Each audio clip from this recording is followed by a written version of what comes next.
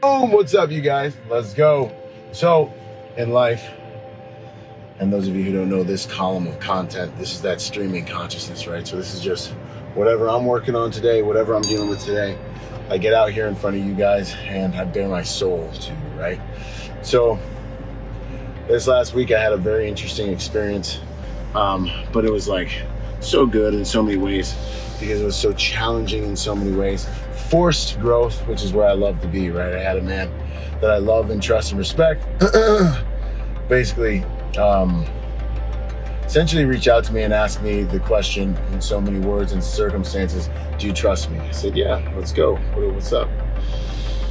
And he said, if you trust me, let's roll. Let's go to this thing, this training thing. I said, yeah, okay. You know, we're gonna be cold and wet. Anyone gonna be shooting at us? You know what I'm saying? Are we doing sleep deprivation? We doing, are we gonna be fasting? What are we doing here, you know? There was none of that, so it was just a good time. But I walk in the doors and yeah, it was awesome. But the whole point of this is that in life you will be challenged, and the tools that you run off of are going to dictate your results. They're going to dictate how far you get, because they're going to dictate what you know about yourself, and that knowing is what gives birth to everything. You will never fight for what you do not believe you deserve, right? You will never push for something. You won't even be able to lift your gaze and ratchet up your perspective to a place where you can have faith to fight for something that you don't believe you deserve, because it's out of alignment with who you are, right? It's out of alignment with what you believe about yourself, right? What you don't know about yourself. And so I'm in different situations and circumstances, and if there's anything in your foundation of you that can be shaken, it absolutely will be shaken.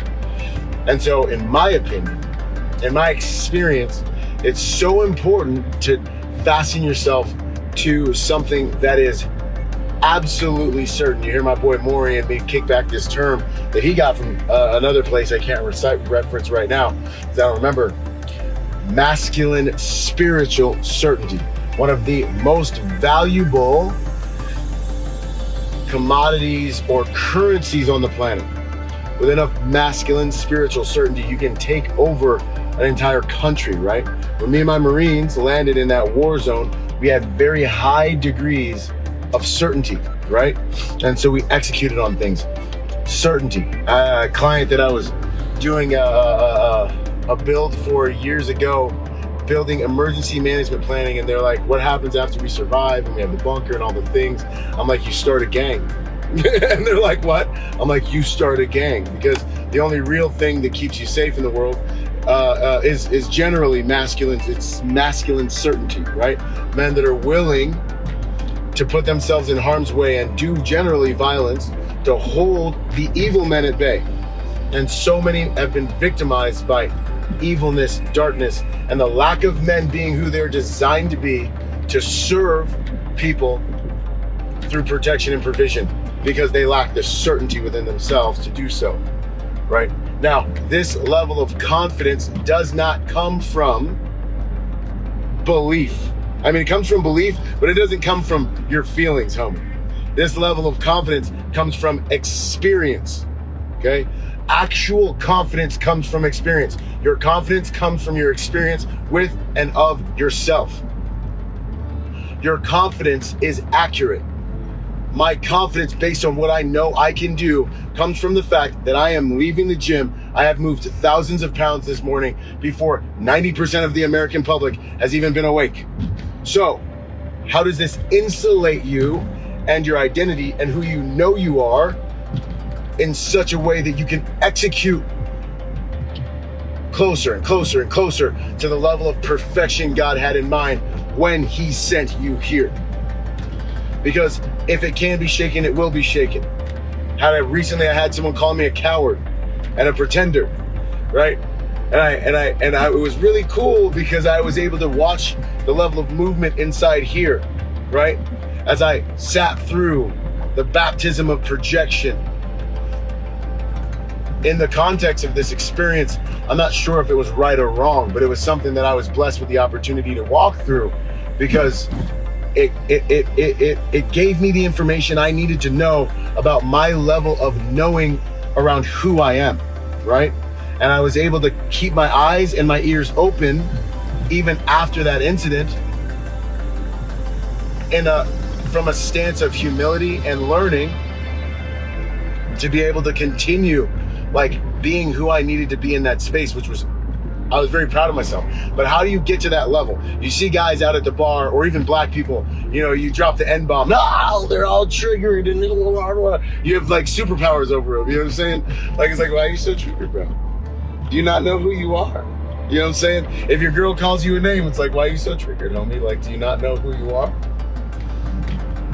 You get challenged, and if you don't have any scalps, if you don't have any trophies, if you don't have an understanding of who you are, you can't go back inside yourself.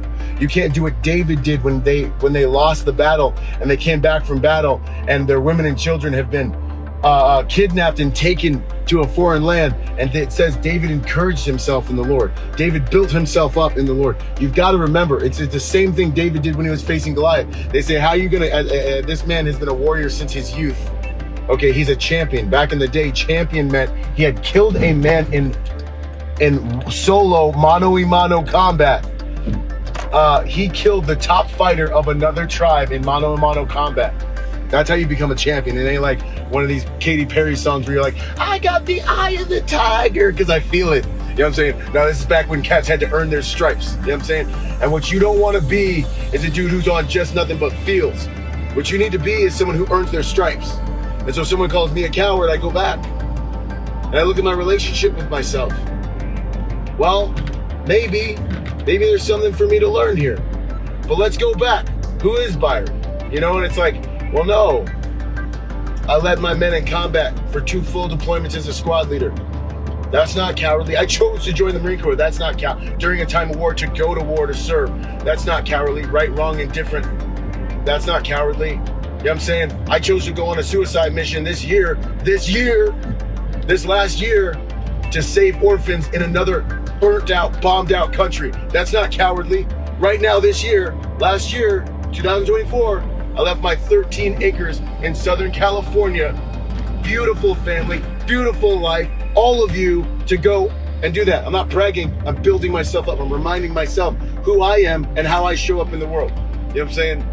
No, that's not cowardly, because my God told me to do it, and because my God got me through it, and because if it was time for me to die there, it's the way my God designed me to die, and I'm fine with that, because that's all I'm here to do, is bring him glory and demonstrate to the world what one imperfect man, yes, I still believe I'm imperfect. There's so much I have to, I need Jesus. You guys may not, I need Jesus, okay? What one imperfect man can do if he surrenders his life on the altar of progress and operates through the faith of what God can do through him over the course of life, right? Who am I, right? Going back to school after getting back from the Marine Corps to get my master's degrees in psychology, one of the scariest things I'd ever done. I literally got back from war and I was like, well, I ain't really scared of much. This civilian life is freaking a joke. It's like Nerf for the rest of my life. Why do veterans kill themselves? Because civilian life is so easy, it'll kill your soul if you're not on mission, right? So I remember being like, yo, this is like, I feel like a Lamborghini being forced to drive in a school zone. You know what I'm saying? For the rest of my life. It's Nerf forever. You know what I mean? Like, it's so easy, it's not real, but that's what kills you about it, right? There should be a statue of responsibility on the other side of the United States to balance out the statue of freedom, because freedom without responsibility is death. Viktor Frankl, look him up, he'll change your life. But I remember, and I sat there and I built myself up. And I think of all the different things that say who Byron is, how I'm willing to show up, how I do show up. The men that have said that by the grace of God, I've changed their life because of getting them into the industry or just being, and I look at myself and I say, I'm not a coward. And at the end of the day, you go, well, what's the most valuable thing? And the most valuable thing is being willing to not be a coward every day, right? Being willing to step in the ring as an entrepreneur, to step in the ring as a father, to step in the ring as a husband, to step in the ring and go to the gym and lift thousands of pounds, to step in the mats and get choked out, to step in the range and go compete in shooting competitions next to your peers on camera where everyone can laugh at you. The courage to step into this ring right now, bare my soul in front of you, risk absolute humiliation constantly. Again, this isn't the first time I've gone live. I've been going live since 2011 doing this with you guys. You know what I'm saying? Like, so you guys know, right? The courage to tell you my politics, the courage to tell you about my God, right? Vulnerability. Everybody always likes to look at me and judge me as a physical dude and be like, oh, I bet you he's scared of vulnerability. Nah, homie, we've been living with our balls and our heart out this whole entire time, right? Remember who you are. Confidence comes from experience, right? Going live on here and saying, hey, guess what? I don't know. This is unscripted. This is unrehearsed. You know what we're going to do? We're going to find out who you really are. We're going to find out if there's anything inside there. If when you open your mouth, anything of value comes out, right? Because the situation makes the man. It does make the man based on how you decide to orient yourself to it, based on how you decide to digest it, what you decide to believe about it. It makes the man, but it also reveals the man. So put yourself in the situation, right? That fearless approach. One of my homies hits me up, says, do you trust me? I said, yeah. He said, let's go to this train. I said, okay, step in the ring, right? I want situations to reveal me, right? Because what you learn if you operate from a place of faith and fearlessness, I wouldn't say fearless. I'm always afraid, constantly afraid. Fear is like my best friend and my worst enemy. I'm constantly a little bit afraid. You know what I'm saying? Anybody can kill you. You can actually, like, sometimes you win, sometimes you learn. You should be learning both times, but like, fear is like amazing. I'm convinced, both from my studies, you know, getting a master's in psychology, and also from real life and the way that I run myself, I'm convinced fear is the most valuable emotion, one of the most valuable emotions you have. Nothing motivates you like fear. I don't even think love can get you to do amazing things. I might die for you because of my love, right? For humanity and for how I believe my God wants me to show up in a space. I might die for you. But fear, man, fear makes you fight well. Fear makes you get the job done. Fear, it helps you, it pushes you. It's such a beautiful fuel if you have the right relationship with it. And so what I'm trying to show you is how I build myself up. When someone who wasn't with me underneath the streetlights, when it was time for me to prove to myself on a daily basis who I am. When someone who wasn't with me, when I sat here at my freaking property, you know, on these 13 acres and looked up at the sky and said, Father, do you want me to go on this suicide mission to rescue these kids? I'm not going to move unless you say move. But if I do this, I'm looking around right now and like, this doesn't suck. But your will be done, you know? And he says, go. What you have, what you carry is necessary for this mission. Go. Roger that. You don't want to be a person who God gives you something and you make the thing he gives you into an idol.